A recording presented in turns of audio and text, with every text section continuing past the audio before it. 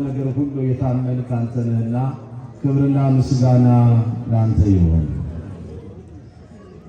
እንግዲህ በቅድሚያ ክቡር መጋቤ ካህናት ቆሞስ አባ ሀብተ ጊዮርጊስ በኢትዮጵያ ኦርቶዶክስ ተዋሕዶ ቤተክርስቲያን በመንበረ ፓትርያርክ የገዳማት መምሪያ ኃላፊ፣ ክቡር መልአከ ሕይወት ቆሞስ አባ ወልደ ኢየሱስ ሰይፈ የቋሚና ጊዜያዊ መምሪያ የዕቅድና መምሪያ ኃላፊ፣ ክቡር መልአከ ሰላም አክሊሎ ገብረ ጻድቅ የዚሁ የካቴድራሉ ዋና አስተዳዳሪ፣ ክቡር መልአከ ኃይል ቆሞስ አባ ወልደ ጊዮርጊስ የጉለሌ ክፍለ ከተማ የቅርሳ ቅርስ መምሪያ ኃላፊ፣ ክቡር መልአከ ሰላም መምህር ኪዳኑ የዚሁ የደብሩ የካቴድራሉ ዋና ጸሐፊ፣ ክቡር መጋቤ ሐዲስ መምህር ሮዳስ የዚሁ የካቴድራሉ የአዲሳት መምህር ዶክተር፣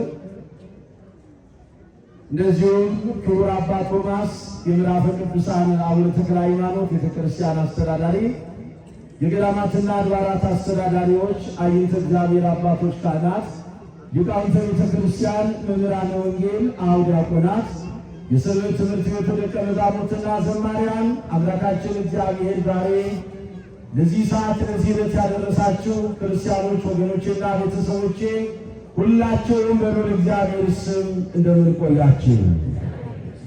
እንደምን አረፈዳችሁ? አይሰማም? እንደምን እስከዚህ ሰዓት ድረስ ደረሳችሁ? ለዚህ ሰዓት ለዚህ ዕለት ያደረሰን አምላካችን እግዚአብሔር ስሙ የተመሰገነ ይሁን። እንኳን ለጥንተ ስቅለቱ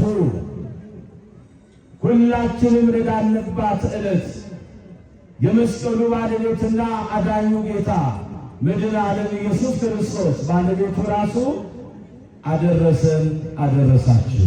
እስኪ እናመስግነው ሁላችሁም። እንግዲህ ትምህርተ ወንጌሉ በተለያየ መንገድ ሲተላለፍ ቆይቷል። ለእግዚአብሔር እንደ አምላካችን መልካምና በጎ ፈቃድ የተወሰነች ደቂቃ ጊዜውን ባመላከተና ዕለቱን በሚጠይቅና ከጊዜው ጋር ራሳችንን በምንፈትሽበት መንገድ አምላካችን እግዚአብሔር ይመክረናል፣ ያስተምረናል።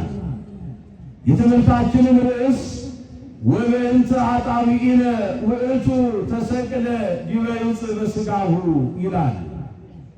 ሊቀ ሐዋርያት ቅዱስ ጴጥሮስ በጊዜው ጊዜ በእግዚአብሔር መንፈስ ቅዱስ ሚስጥር ገላጭነት የተናገረው የሕይወት ቃል ነው። ወበእንተ ኃጣውኢነ ውእቱ ተሰቅለ ዲበ ዕፀ በሥጋሁ ይላል። እርሱ ስለ ኃጢአታችን በሥጋው በእንጨት ላይ ተሰቀለ ይላል። የተወደዳችሁ የልዑል እግዚአብሔር ቤተሰቦች ይህንን መሠረታዊውን የሕይወት ቃል በመድኃኔ ዓለም በአምላካችን በአዳኛችን በፊቱ ቆመናልና ይህንን ቃል አብረን እንመሰክራለን። እርሱ በምስኪ ሁላችሁም ስለ ኃጢአታችን በሥጋው በእንጨት ላይ ተሰቀለ። ይሄ ነው እንግዲህ ዛሬ መሠረታዊ ሐሳብ። ወበእንተ ኃጣውኢነ ውእቱ ተሰቅለ ዲበ ዕፀ በሥጋሁ፣ እርሱ ስለ ኃጢአታችን በእንጨት ላይ በሥጋው ተሰቀለ ይላል። በሥጋው በእንጨት ላይ ተሰቀለ።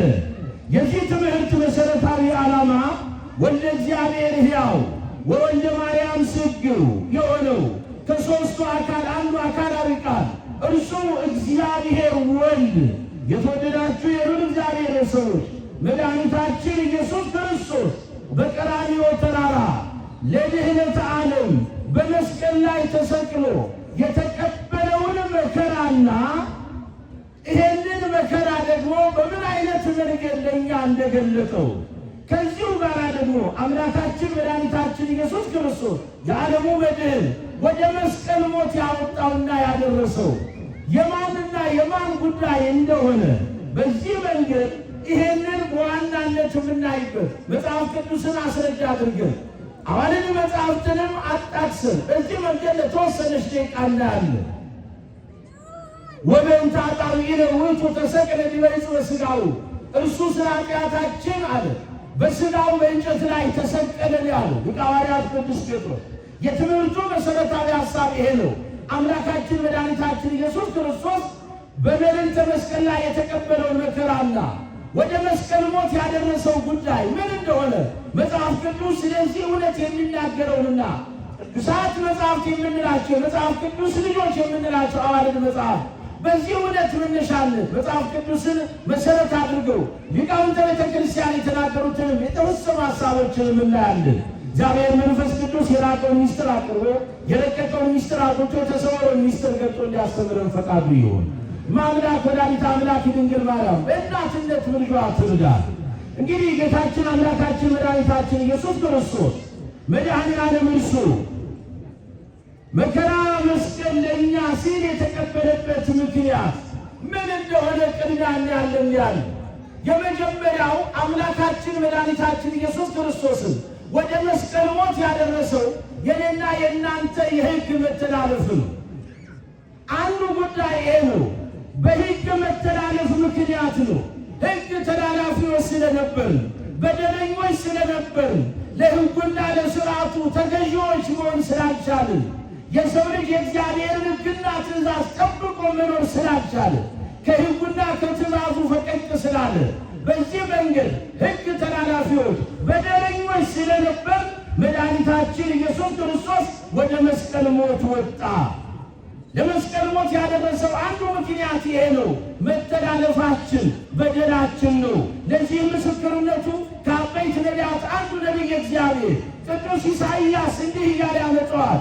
ወውእቱ ቆስለ በእንተ ኃጢአትነ ወሐመ በእንተ ጌጋይነ ትምህርተ ሰላምነ ይላል። ወቁስለ ዚአሁ ኀየውነ ይላል። እርሱ ግን አለ ስለ መተላለፋችን ቆሰለ ይላል። ስለ መተላለፋችን ቆሰለ፣ ስለ በደላችንም ደቀቀ ይላል።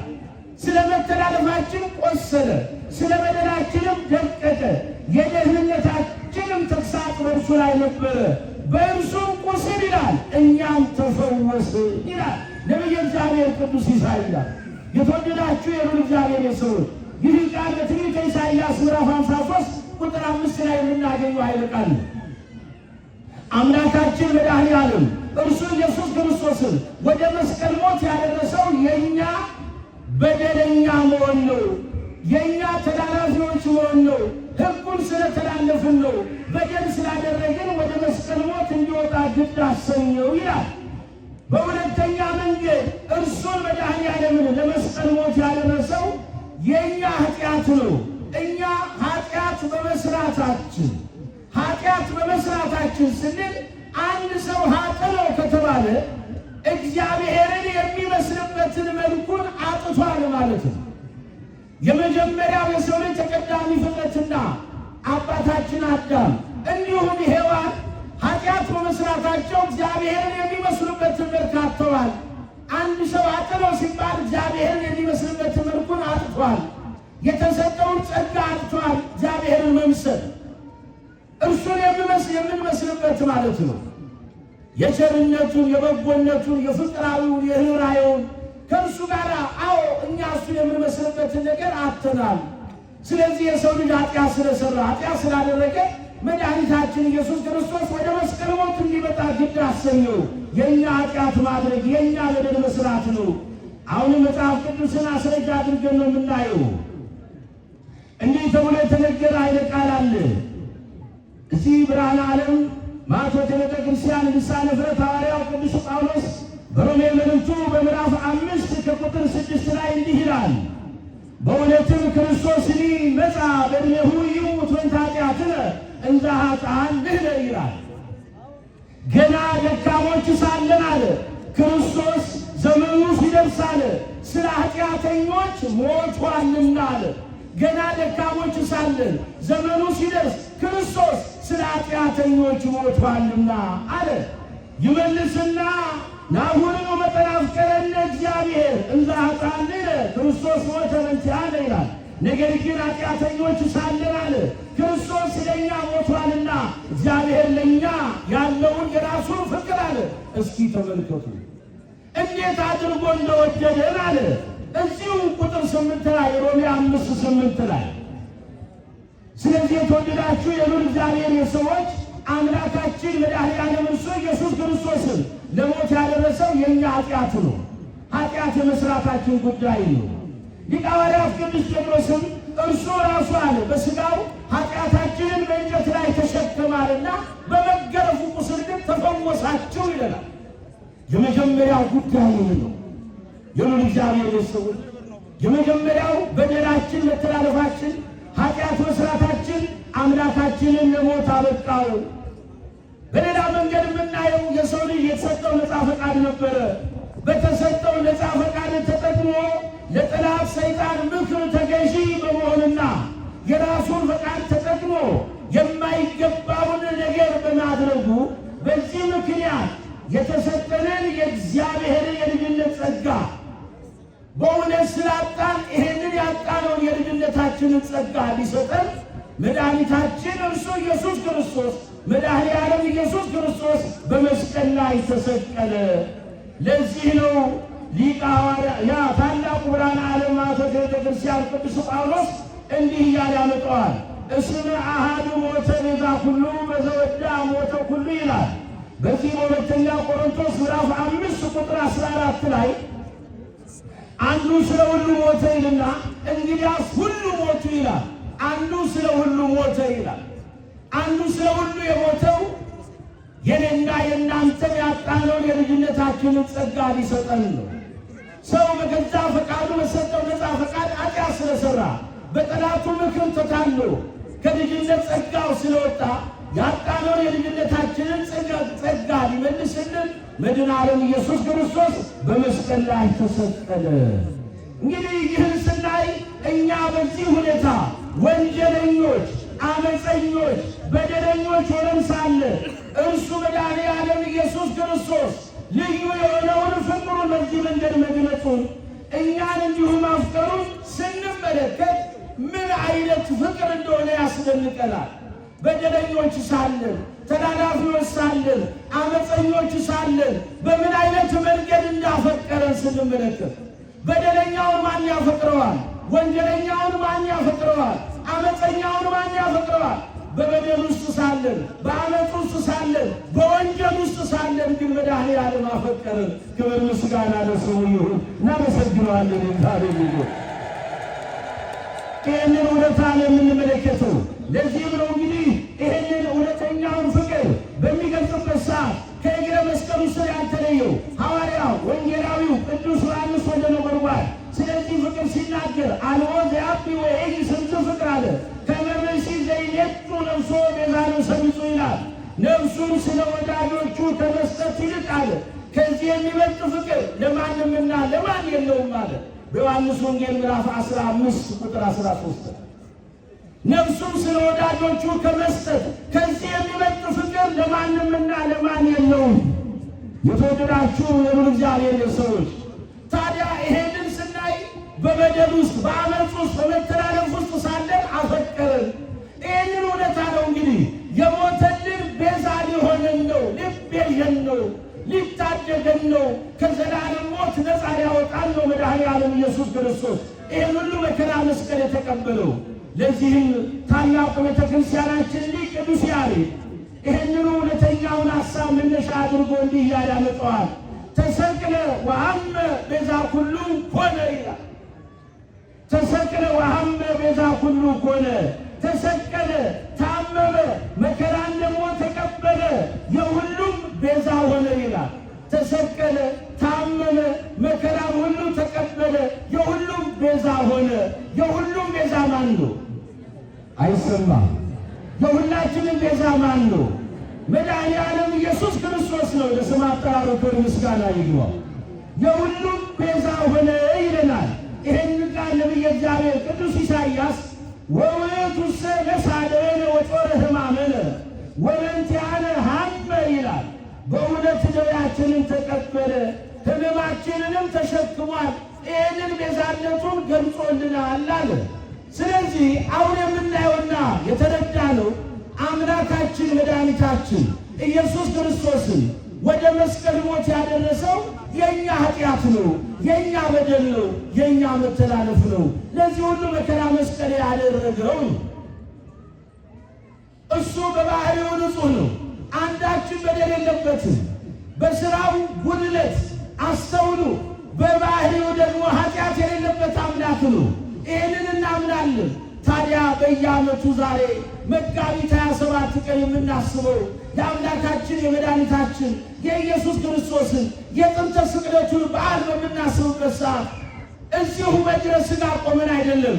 በእግረ ልቦና ሐዋርያው ወንጌላዊው ቅዱስ ዮሐንስ ወልደ ነጎድጓድ ከእግረ መስቀሉ ስር ሆኖ ያ እውነተኛው ጀግናው አርበኛ ሐዋርያ የመስቀሉ ፍቅር ያገበረውና የማረከው ወንድሞቹ በሸሹበት ሰዓት እሱ ግን እስከ መስቀሉ ድረስ የተከተለው መምህሩን መድኃኔ ዓለም ኢየሱስ ክርስቶስን እስከ መስቀል ሞት ተከትሎት ከእግረ መስቀሉ ስር በመገኘት መከራ ሁሉ በማሰብ 70 ዘመን ስለ ክርስቶስ መከራ መስቀል እያሰበ ፊቱ ያዘነውን የጠቆረውን በመከራ ውስጥ ያሳለፈውን ዮሐንስን መምሰል አለብን። አሁን የምናየው የመጀመሪያው ስለምን መድኃኔ ዓለም በመስቀል ላይ ወጣ ስንል ስለ በደሉ አይደለም። ሁለቱ ስብዓት መተላለፍ ኖሮበት አይደለም። ነገር ግን በእኛ መተላለፍ፣ በእኛ በደል፣ በእኛ ኃጢአት የእኛን ሁሉ በደል ተሸክሞ በመስቀል ላይ ዋለ። በዚህ ምክንያት ይህንን የመስቀል ሞት ሊሞት ግድ ሆነ። ወደ ሁለተኛው የምንመጣው ታዲያ በእግረ ልቦና ቀራንዮ ላይ እንሂድ ብያቸዋለሁ። የተወደዳችሁ የልዑል እግዚአብሔር ሰዎች አሁን የምናየው የምናስበው ወላዲተ አምላክ ድንግል ማርያም አንድያ ልጇን በመስቀል ላይ ተሰቅሎባት በእግረ መስቀሉ ስር ሆና ዮሐንስ ወልደ ነጎድጓድ ሂድና እናቴን ጠርታት ና ብሎ መድኃኔ ዓለም ኢየሱስ ክርስቶስ እናቱን ጠርቶ ከመጣ በኋላ የአምላኩን እናት ጠርቶ ወደ ልጇ መስቀል ወደ ቀራንዮ እንድትመጣ ካደረጋት በኋላ የድንግልን ሐዘን ለማርያሟን እንባዋን፣ ሐዘኗን፣ ለቅሶዋን የሐዋርያው የቅዱስ ዮሐንስ ወልደ ነጎድጓድን ሐዘን እንባ የብዙዎቹን ተአምራት ያደረገላቸውን ከእጁ ተአምራት ያገኙትን ከቃሉን ፈውስ የተቀበሉትን በብዙ መንገድ በምሕረት በቸርነት የጎበኛቸውን የኢየሩሳሌም ቆነጃጅት ሴቶች ደረታቸውን እየደቁ ዋይታ እያሰሙ ዋ ይሄ ሰው ምን አደረጋችሁ? ምን በደል ተገኘበት? እውር አበራ፣ ለምጽ አነጻ፣ ጎባጣ ቀና፣ ድውይ ፈወሰ፣ ሙት አስነሳ።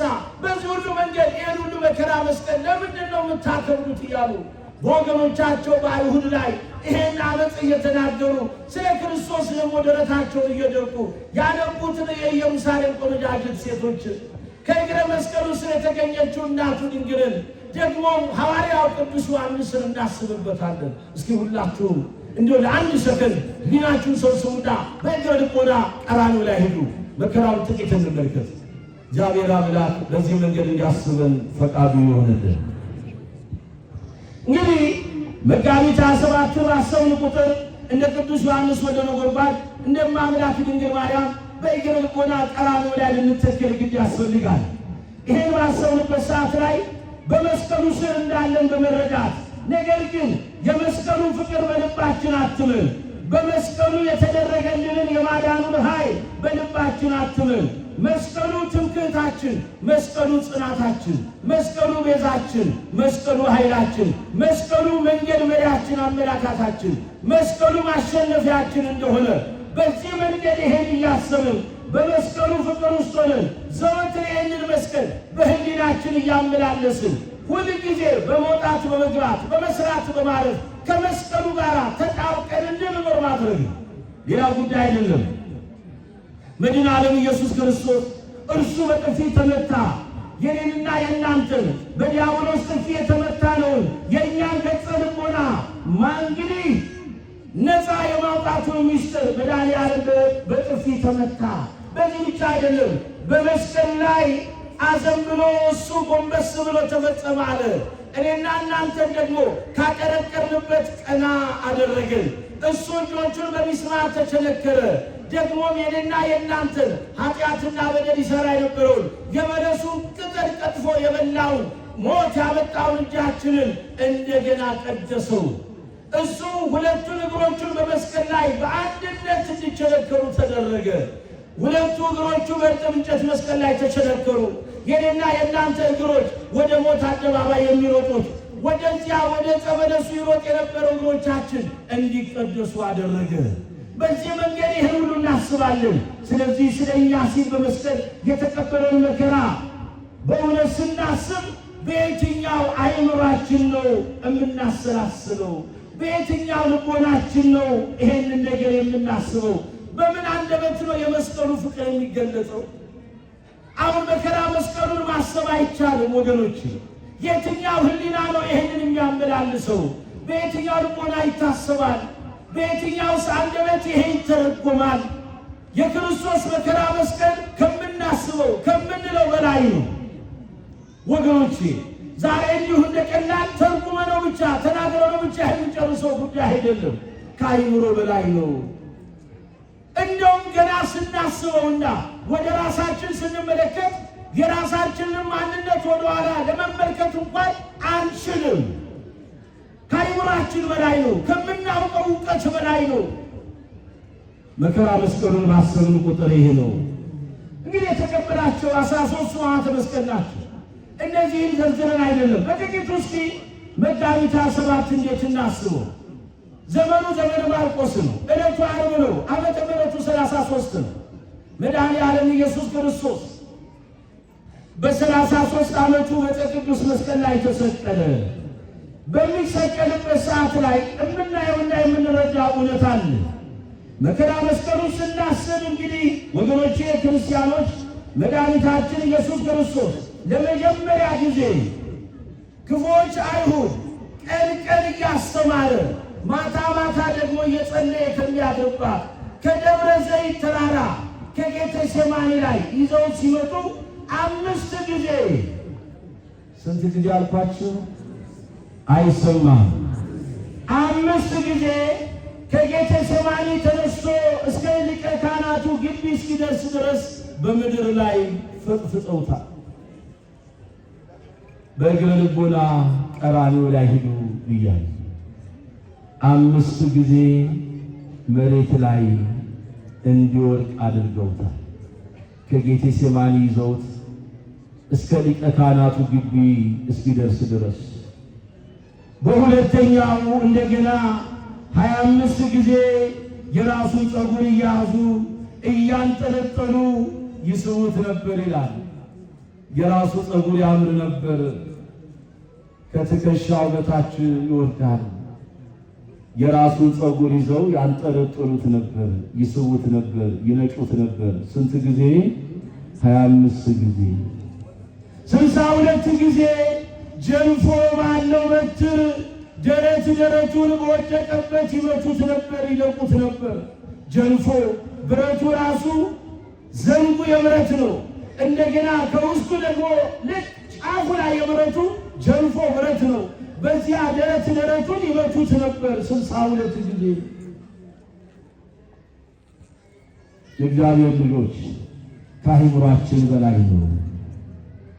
እንደገና አልበቃ ብሏቸው 62 ጊዜ ከሰውነቱ ክፍል ብቻ ለይተው ደረቱን ይገርፉት ነበር፣ ልቡ አካባቢ ይመቱት ነበር። አልበቃ ብሏቸው ከሰውነቱ ክፍል ብቻ ለይተው 62 ጊዜ ልቡን ብቻ ይገርፉት ነበር። 62 ጊዜ ራሱን በብረት ዘንግ መተውታል። 40 ጊዜ የብረት ጓንት እያጠለቁ ክንደ ብርቱ የሆኑ ፈጣማ ሰዎች እየተመረጡ አፍና አፍንጫውን በውጭ ይመቱት ነበር። ያን ጊዜ ስጋው ወደ ሰውነቱ ውስጥ ይገባ ነበር። መላ ሰውነቱ ሁሉ ከአንገቱ በላይ በደም ተለወሰ። የተወደዳችሁ የልዑል እግዚአብሔር ሰዎች ቀላል ይመስላል። 42 ጊዜ ድውልውል ሆነ በብረት ዘንግ ጣቱ እስኪሰበር እስኪደቅ ድረስ መቱት ይላል። አንዳች ነገር እንዳይሆን 10ሩንም ጣቶቹን አደቀቋቸው። 7 ጎልማሳ ከፊት 7 ጎልማሳ ከኋላ አድርገው 2 ግንድ እንጨት ከግራና ከቀኝ አንድ ላይ ተክለው በዚያ መካከል እንደገና ገመድ አስገብተው በገመዱ ላይ እንደገና ይሄን ካደረጉ በኋላ በሚደምቃችሁ መልክ 2 የእንጨት ምሰሶ አቁመዋል። በገመድ አስረውታል። እዚያው ላይ የጎተቱ 62 ጊዜ ካሰሩት ግንድ ጋር አላትመውታል። ከፊት ያለው ወደፊት ይሰባል፣ 7ቱ ጎልማሳ ወደዚያ ይወድቃል። ከኋላ ያሉት ይስሙታል፣ ይወድቃሉ። ወደ ቀኝ ይስሙታል፣ ወደዚያ ይላተማል። ወደ ግራም ይስሙታል። እንዲሁ እየተላተመ 62 ጊዜ አሰቃዩ። የተወደዳችሁ የእግዚአብሔር ሰዎች ይሄን በምናይበት ሰዓት እንደገና ይሄን አልበቃ ብሏቸው 120 ጊዜ በጥፊ መተውታል። 25 ጊዜ ፀጉሩን ነጭተዋል። 73 ሱጥረት ልክ እንደ ወስፌ አድርገው ከሰሩ በኋላ በዚያ ላይ ባለ 4 ማዕዘን አድርገው አቁመው 72 ችንካር ያለውን አዘጋጅተው ከዚሁ ጋር በራሱ ላይ እንደ አክሊል እየመቱ 72 ችንካር እንደ አክሊል እየመቱ በመዶሻ እንደ አክሊል አድርገው አስተውሉ። 300 የእሾህ ብረት ያለው 300 የእሾህ ብረት ያለው ቀላል አይደለም። 300 የእሾህ ብረት ያለው 72 ችንካር አዘጋጅተው ያንን ዘውድ እንደ አክሊል አድርገው መዶሻ ይዘው በራሱ ላይ መቱት ይላል። ያን ጊዜ ሴሚላዩ ሙሉ ለጓደኛው የተባለው መልኩና ደም ግባቱ ከሰው ልጆች ሁሉ ይልቃል የተባለው መላ ፊቱ በደም ተለወሰ። በመጨረሻም አልበቃ ብሏቸው የለበሰውን ልብስ ገፈፉት። ለአራት ተከፋፍለው ዕጣ ተጣጥለው ለአራት ተከፋፍለው ወሰዱት። ይህ ሁሉ ትንቢቱ እንዲፈጸም ነው። ወተካፈሉ አርባዕሴ ለርእሶሙ ወታጸው ዲባራሴ እንዳለው ልብሱን ዕጣ ተጣጥለው ተካፈሉ፣ ዕርቃኑን ሰቀሉት ይላል በመስቀል ላይ። ከዚያስ በኋላ በአምስቱ ቅንዋተ መስቀል ሳዶር፣ አላዶር፣ ዳናት፣ አዴራ፣ ሮዳስ የተባሉት በአምስቱ ሚስማሮች ቸነከሩት ይላል። እዚያው ላይ አጋድመው በመስቀል ላይ መቱት። ሥጋው አልቆ አጥንቱ እስኪታይ ድረስ ተገረፈ። ይህን ሁሉ መከራ ተቀበለ። ይህን ስናይ ብትይዎ ወላህውዎ ለታፈቅርዎ የምትወዱትና የምታፈቅሩት ሁላችሁም ዛሬ አልቅሱለት ነው የተባለው። ዛሬ መከራ መስቀሉን ስናስብ እንባችን ሊቀድም ይገባል። ወዮ መድኃኔዓለም ስለ እኔ ስለ ኃጢአተኛው፣ ስለ እኔ ስለ በደለኛው፣ ስለ እኔ ስለ ተላላፊው ይህን ሁሉ መከራ መስቀል ተቀብለሃል ብለን ልናስብ ይገባል፣ ልናለቅስ ይገባል። ዛሬ በዚህ መንገድ መድኃኔዓለም ፍቅሩን በሞት ገለጸልን። የሚደንቀው አሁን እኛ የተናገርነው እኮ ኢምንት ነው። አሁን ከምናስበው፣ አሁን ከምንለው፣ አሁን ከምንነጋገርበት ከቋንቋ በላይ ነው የመስቀሉ ፍቅር፣ ከቋንቋ በላይ ነው ወገኖቼ። የመድኃኔዓለም የመስቀሉ ፍቅር ከቋንቋ በላይ ነው። እኛ ደርሰንበታል፣ አውቀነዋል ከምንለው በላይ ነው። በዚህ መንገድ ነው መከራ መስቀሉን የተቀበለው። በእርጥብ እንጨት መስቀል ላይ ይህን ሁሉ መከራ ደረሱበት አይሁድ። ቀትር 6 ሰዓት ሲሆን በመስቀል ላይ አውጥተው ሰቀሉት። ቀራንዮ አደባባይ ወስደው ተከሉት። በሁለት ወንበዴዎች መካከል አንዱን በቀኝ ወንበዴ አንዱን በግራ አድርገው ያን ጊዜ የሚደንቀው እዚህ መከራ መስቀል ላይ የአማኑኤል የመድኃኔዓለም ፍቅሩና አምላክነቱን የተረዳ በቀኝ የተሰቀለ ወንበዴ የተናገረው ቃል ዛሬ ሁላችንም ይገዛናል። የዚህ ወንበዴ ቃል ብቻ አይደለም እኛ ሊገዛልን የሚገባው፣ የመስቀሉ ቃል ግን ይበልጥ ይገዛናል። ወንበዴው ስለ ራሱ ነው የጸለየው። በግራ የተሰቀለ ወንበዴ እውነት አንተ የእግዚአብሔር ልጅ ከሆንክ ራስህን አድን እኛንም አድን እያለ አብሮት የተሰቀለው አምላኩን መድኃኔዓለም እርሱ ኢየሱስ ክርስቶስን ተዘባበተበት። በቀኝ የተሰቀለ ወንበዴ ግን ወዳጄ ሆይ እኔ እናንተ አመፀኞች ነን፣ በደለኞች ነን፣ ተላላፊዎች ነን፣ ቋንጃ ቆርጠናል፣ ደም አፍስሰናል፣ ነፍስ አጥፍተናል፣ ቤት አቃጥለናል፣ ሰዎች አሳዝነናል፣ እግዚአብሔርን ደስ የማይሰኝ ሥራ ሰርተናል፣ በዚህ ዓመት በዚህ በደል ተገኝተናል፣ ለእኛ ይህ ሞት ሲያንሰን ነው አለ። ስለምን አንተ ይህን ትናገራለህ? ተመልከት፣ ከእኛ ጋር የሆነው እሱስ ዝም ብሎ ተራ እንዳይመስልህ። ፀሐይ ስትጨልም አይተሃል። ቀትር 6 ሰዓት ጨረቃ ደም ሆነች፣ ከዋክብት ከሰማይ ረገፉ፣ የቤተ መቅደስ መጋረጃ ለሁለት ተቀደደ፣ ድንጋዮች ተገለባበጡ፣ ከ500 የማይበልጡ ሙታኖች ተነሱ። ይህ ሁሉ ተአምራት ተደረገ። መቃብራት ተከፈቱ፣ ሙታኖች ተነሱ። ይህን ሁሉ እያየ ስለምን አታምንም? ነገር ግን ኤልፍ ወንድሙን ከገሰጸ በኋላ ምን አለ? ወንበዴ ተዘከረኒ እግዚኦ በውስተ መንግሥትከ፣ አቤቱ ጌታ ሆይ በመንግስት በመጣ ጊዜ አስበኝ። በግርማ መለኮት በክበበ ትስብእት ሰማይ እንደ ብራና ጠቅልለህ ምድር እንደ ሰማይ አቅልጠህ ስታሳልፍ ያን ጊዜ አንተ በኃይልና በክብር በልዩ ምስጋና በምትገለጽበት ሰዓት በቅዱሳን መላእክት ታጅበህ ሙታኖች ሁሉ እንደ ዓይን ጥርሻ በሚነሱበት በዳግም ምጽአት አንተ በመለኮታዊ ስልጣን በምትገለጽበት ለፍርድ በምትወጣበት በዚያ ሰዓት በመንግስት አስበኝ አለ። መድኃኔዓለም ኢየሱስ ክርስቶስ ግን እንዲህ አለው፣ እውነት እልሃለሁ ዛሬ ከአዳም በፊት ቀድመህ ገነት ትገባለህ አለው። ክብር ምስጋና ለአምላካችን ይሁን። ከአዳም በፊት ቀድመህ ገነት ትገባለህ። ይሄ የሚያስደንቅ ነው። በመጽሐፍ ቅዱስ ታሪክ ውስጥ ልመናውን ሳይጨርስ መልስ ያገኘው ሰው ይሄ ብቻ ነው።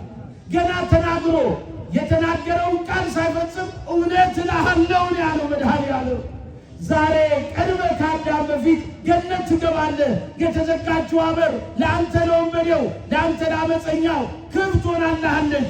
በደሙ ታጥበሃል፣ ነጽተሃል። ሂድ ይህንን ደመ ማኅተም ይዘህ ሱራፊ አይዘጋብህም፣ እሱም ይከፍትልሃል። ሂድ ወደ ገነት አለው። ይሄም ወንበዴ አምላኩ እንዳዘዘው ሰተት ብሎ በደመ ማኅተሙ ገነት ገባ።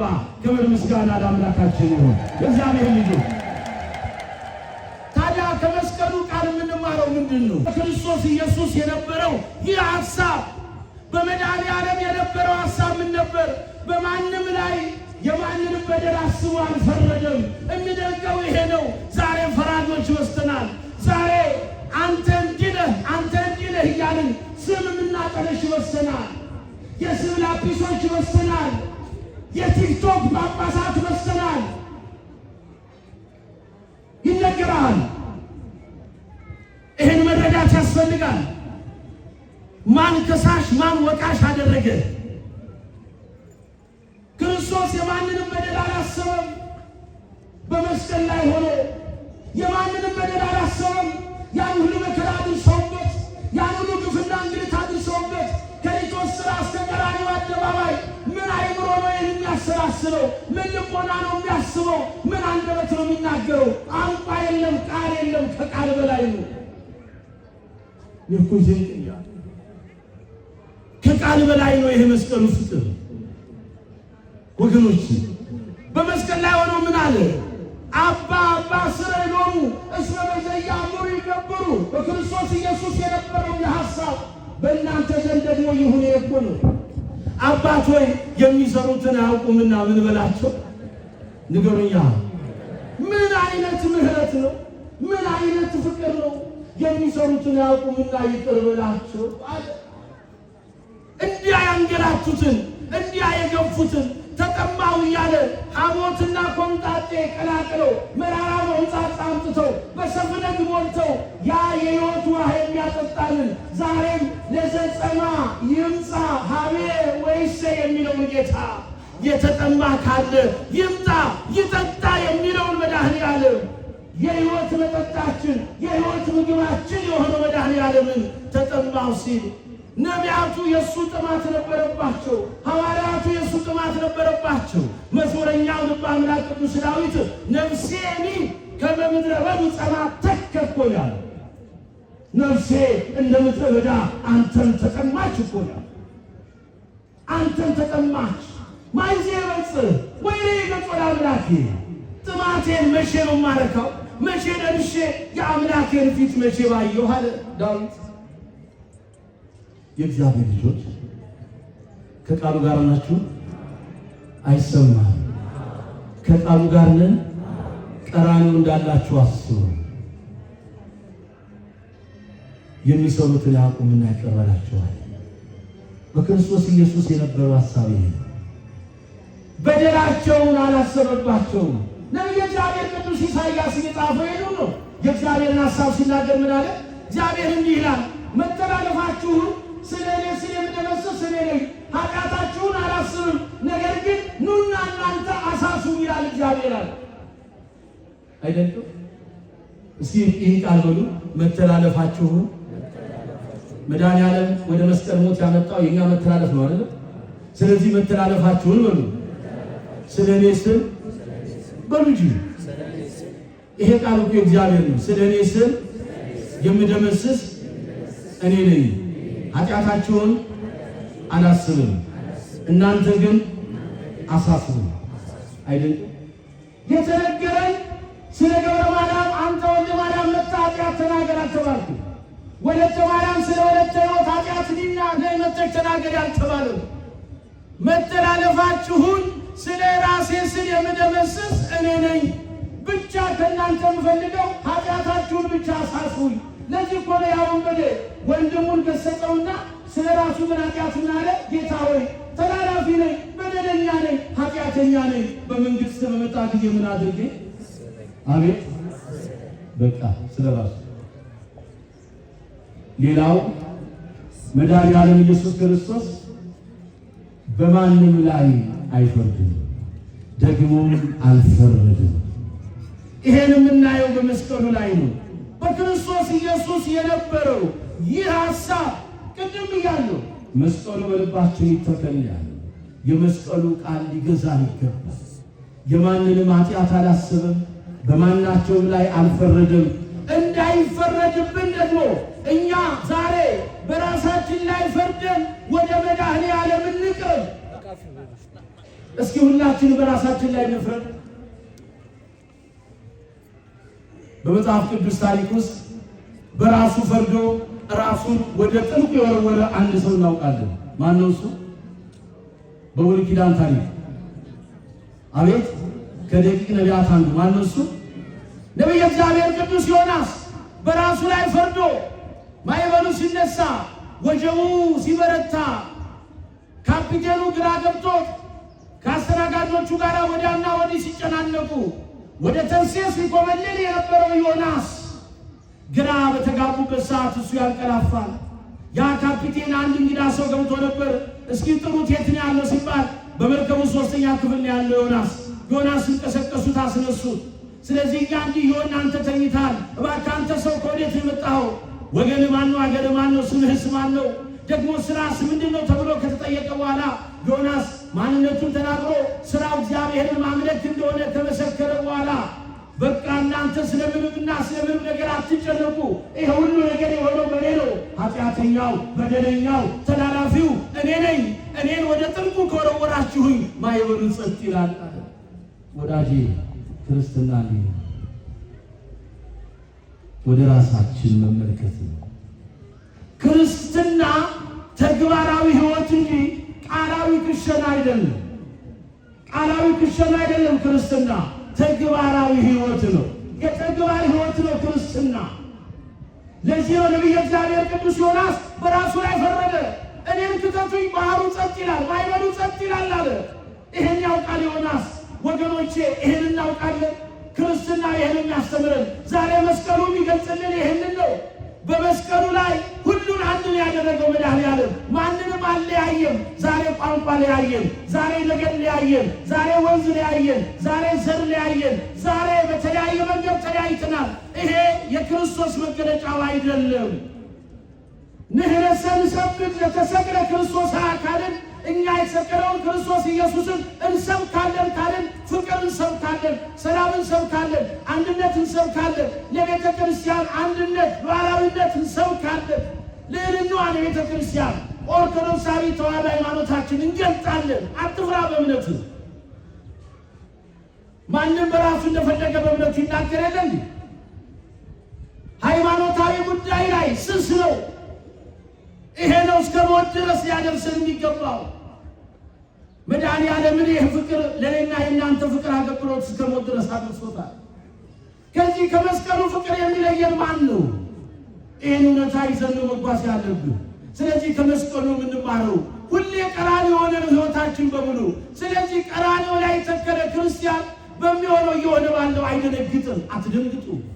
ኑሮ ያስደንግጣችሁ፣ መከራው ያስደንግጣችሁ፣ የምትሰሙት ያስደንግጣችሁ፣ የምትናገሩት ያስደንግጣችሁ። የሚሆነው ሊሆን ያለው ግድ ነው። ስለዚህ በዚህ ሁሉ ግን ኃይልን በሚሰጠን በክርስቶስ ሁሉን ድል ማድረግ እንችላለን። ደስ ይበላችሁ ክርስቲያኖች። ይሄን መከራ በመስቀሉ አልፈናል፣ ደግሞ እናልፋለን። አሜን በሉ። ስለዚህ እርሱ ስለ እኔና ስለ እናንተ ኃጢአት ብሎ በመስቀል ላይ በሥጋው በእንጨት ላይ ተሰቀለን ያለው ስለኔና ስለእናንተ ኃጢአት ብሎ ይሄን መከራ መስቀል በሥጋው ተቀበለልን። መድኃኔዓለም በሞቱ ሞታችንን ደመሰሰልን። እርቃኑን ተሰቅሎ እኛን የፍቅር ልብስ የጸጋ ልብስ አለበሰን። በመስቀሉ ቃል ነው መታመን ያለብን። የሚደንቀው አንድ ታማሚ ሰው፣ አንድ የተጨነቀ ሰው እሱ አልጋ ይዞ እሱ መከራ ላይ ሆኖ ስለ ራሱ ነው የሚያስበው ወይስ ስለ አስታማሚዎቹ ነው የሚያስበው? እችን ቃል ብቻ መልሱልኝና ትምህርቴን እንቋጫለን። አቤት! አንድ በመስቀል ላይ አሁን አስተውሉ። አንድ ታማሚ ሰው በህመም ውስጥ ያለ ራስ ምታትም ይሁን ጉንፋን፣ ቁርጠትም ይሁን ፍልጸት የተለያየ ደዌ ይዞታል። ብቻ እየተጨነቀ በደዌ ህመም እየተሰማው ስለሚያስታምሙ ሰዎች ነው የሚያስበው ወይንስ ስለሚሰማው ህመም ነው የሚያስታውሰው? አቤት! ስለ ህማሙ ነው አይደለም የሚያስበው፣ ስለ ጭንቀቱ ከዚያች ከተያዘበት ደዌ እንዴት ረፍት እንደሚያገኝ ነው የሚያስበው። የእኛ ጌታ ግን ከዚህ የተለየ ነው። በመስቀል ላይ ያን ሁሉ መከራ መድኃኔዓለም እየተቀበለ እሱ ያየው ግን ወደ ማን ነው? ከእግረ መስቀሉ ስር ሆና ደረቷን እየደቃች እንዋን ወደምታፈሰው ወደ እናቱ ወደ ድንግል ማርያም ተመለከተ። ወደ ሐዋርያ ወደ ቅዱስ ዮሐንስ ወደ ነጎድጓድ ተመለከተ። አንተ ደቀ መዝሙሬ ወዳጄ ዮሐንስ ሆይ ትናንት እናትህ ሞትን ላንተ ለምናለች። የማይገባ ልመና በሥጋ የወለደች እናትህ ለምናለች።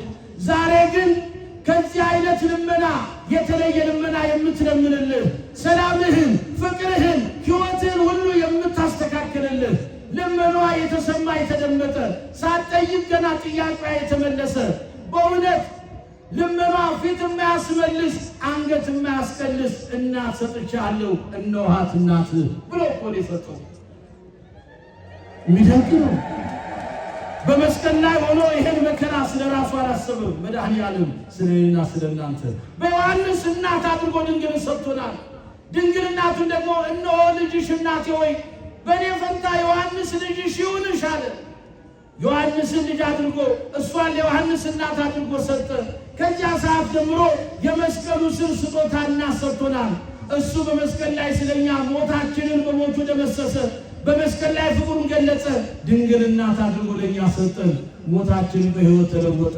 መከራችን በደስታ ተቀየረ። በእርሱ ሐዘን እኛ ተደሰትን፣ በእርሱ ቁስል እኛ ተፈወስን። እርሱ ስለኛ ደቀቀ፣ ተጨነቀ፣ ተሰቃየ። አፉን ግን አልከፈተም። በዝምታ ሁሉን ተቀበለ። ኦ ትሕትና ዘመጠነ ትሕትና! እንዲህ አይነት ትሕትና እንደምን አይነት ትሕትና ነው ተባለ። እንዲህ አይነት ዝምታ! ኦ አርምሞ ዘመጠነ አርምሞ! እንዲህ አይነት ዝምታ! ስለዚህ የተወደዳችሁ የእግዚአብሔር ቤተሰቦች ይሄ መስቀል በልባችን ከተሳለ እውነት ዛሬ በመድኃኔዓለም ፍቅረ መስቀል ልባችን ከተነካ ከዘረኝነት ወጥተናል፣ ከቋንቋ ምልከታ ወጥተናል፣ ከሚያንሰው ጉዳይ ወጥተናል፣ በሚበልጠው ጉዳይ ተሰጥተናል። የምንሰራው በሰማያዊ ምስጢር ነው። ዛኮ በነዚህ ሀገር ዘይነብር በዚህ የምትኖር ሀገር እንደሌለች ወቁ።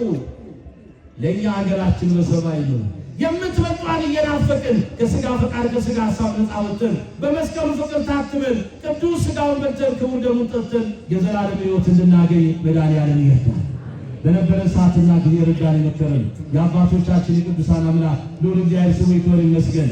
ኢትዮጵያ በዚህ መስቀል ተባርካለች። ደስ ይበላችሁ፣ አመስግኑ። ስለዚህ ለክርስቲያን ይሄ መከራ ቀላል ነው፣ ምንም አይደለም። በሚሆነው እየሆነ ባለው እንዳትጨነቁ። ግማደ መስቀሉ ያለው ግሸን ደብረ ከርቤ ነው። መስቀሉ እጁ ያረፈበት ታቦተ ጽዮን ያለችው አክሱም ነው። ምንድን ነው ያጣነው? መድኃኔዓለም ደሙ ሲፈስ በብርሃን ጽዋ ዑራኤል የተቀበለበት ደሙን ያ የብርሃን ጽዋ ያለው ኢትዮጵያ ነው። መድኃኔዓለም ክርስቶስ በስምዖን ዘለምጽ በአልዓዛር ቤት ህብስቱን አንስቶ እነሆ ሥጋው ይሄ ነው የቆረሰበት ያ የህብስቱ ፀሐይ ያለው ኢትዮጵያ ነው። አረኛ ዕድለኞች ነን። ዕርፈ መስቀሉ ያለው ኢትዮጵያ ነው። ምን ይልላል? ስለዚህ ቅድስት ሀገር ኢትዮጵያ ነገም ገና ዛሬም ከብራ ከማንም በላይ ሆና እናያታለን። ታሪኳ ኦርቶዶክስ ተዋሕዶ ናት። የዚህች ሀገር መሠረቷ ኦርቶዶክስ ተዋሕዶ ናት። ከምንም ነገር በላይ ይሄን እውነት ይዘናል። በዚህ እውነት እንጸናለን እስከ መጨረሻ። በመስቀሉ ያጽናን፣ ሰላማችንን ያብዛልን፣ ፍቅር አንድነቱን ይስጠን፣ ለመላው ዓለም ሰላም ይስጥልን፣ ከምንለያይበት መንፈስ ወደ አንድነቱ ያምጣን። ይሄንን የሚያንሰውን አስተሳሰብ ከውስጣችን ያጥፋልን። በቋንቋ በመደብ ከምንለያይበት አስተሳሰብ አውጥቶ እርሱን ብቻ እያሰብን እንደ አንድ ልብ መካሪ፣ እንደ አንድ ቃል ተናጋሪ ሆነን እንደ ጥንት እንደ ጠዋቱ ተዋደን ተፈቃቅረን እንድንኖር አምላክ ይርዳን። በረድኤተ መስቀሉ ኢትዮጵያን ይጠብቃት፣ ትንሣኤዋን ያፋጥንላት፣ በከፍታ ዙፋን ላይ ሀገራችን ያቆምልን። ክብር ምስጋና ለአምላካችን ይሁን። መልካም እንዴት አላችሁ? አይሰማም። እንዴት አላችሁ? ከትላንቱ ዋዜማ ቁመት ጀምሮ ሌሊቱን አድረው 18 ሰዓት ጾመው ታቦተ ሕጉን አክብረው ደከመን ሰለቸን ሳይሉ እዚህ ቦታ ላይ የምታዩዋቸውን አገልጋዮች እናያለን። እኛ ደግሞ በጠዋቱ መጥተን ሲነጋ የሚደንቀው ግን በ1 ሰዓትም በ3 ሰዓትም በ7